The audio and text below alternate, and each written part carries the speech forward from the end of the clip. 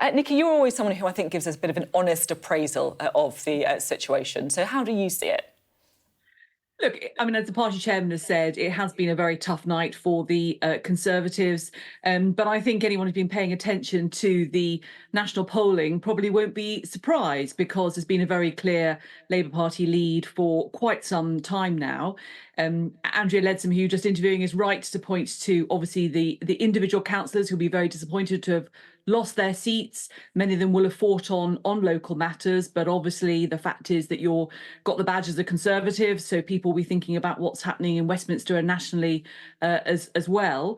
And I think that the message has got to be, though, that divided parties do not win elections. They get punished by the electorate. And so I hope that the message from this for the National Conservatives and Parliamentary Party is that actually they will double down, carry on doing what they're doing in government, not think about any sort of leadership challenges and everything else, and focus on the really big election, which is obviously coming, which is a general election.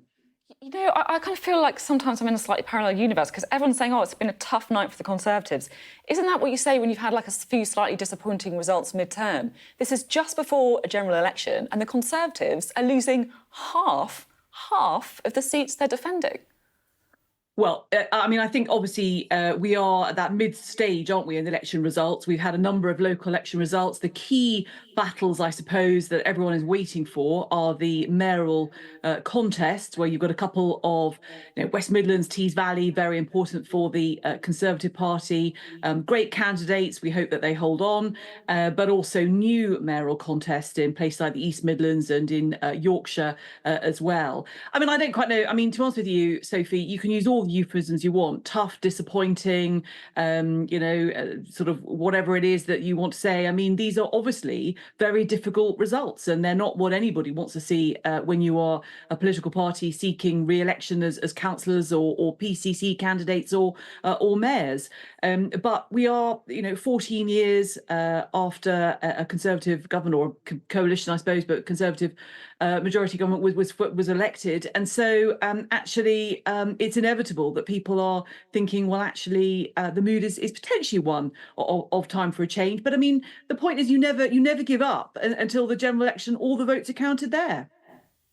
I just wonder what you think it means for Rishi Sunak's premiership, because you and I both know there's been some rebellious voices, shall I put it, on the sidelines of the Conservative Party. Do you think he's done enough to quieten those voices, or do you think that there could be a leadership challenge?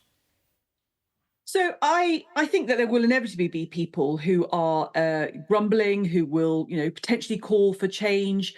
But I do think hitting the no confidence letters, the 53 letter hurdle that's needed is pretty high. And I also think that rightly a number of people now think, and looking at the polls, that actually changing leader isn't going to necessarily change the party's fortunes. And I think polling within the Conservative Party is showing that actually, I think it was, I read today on Conservative Home, 6 out of 10 Conservative voters or members think that actually the Prime Minister should very much carry on. So I think, noise is off over the weekend. My hunch is, though, that actually many in the Parliamentary Party rightly have decided that actually we have got a Prime Minister in place. They are committed to his leadership, and that he should lead us into the general election. Do you think it's basically just inevitable then that the Conservatives are going to lose the next election? Look, I don't think any election result is in any way ever inevitable. And I think that probably for the Labour Party, one of their big challenges now is guarding against complacency. And we've seen, a little bit of that coming in, some of the reactions to the results so far from the opposition. But I think that it is difficult. And I think it's very frustrating for many people in Number 10 and in government departments, people who are ministers at the moment, to think, what more could we be doing? We feel we're responding to the public's concerns. We can see that inflation is falling, for example, that actually the Rwanda bill, which many people said was very important, has now passed through Parliament. I'd like us to talk a lot more about education, for example, where I think we've got some really strong successes. And I think people are frustrated that the more they talk about these things, that actually the opinion polls don't shift. But I mean, that is politics. That's what we all sign up to, and you just have to carry on making your case until 10 p.m. on general election night.